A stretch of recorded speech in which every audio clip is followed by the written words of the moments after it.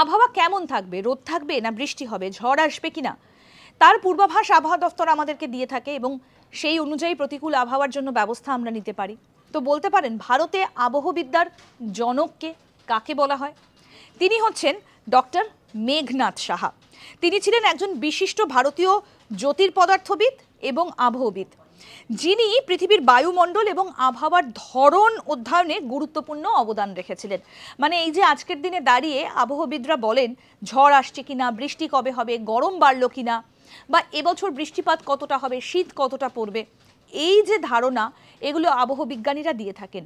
আর যিনি প্রথম এই ধারণাটা দিয়েছিলেন তিনি হচ্ছেন ডক্টর মেঘনাথ সাহা।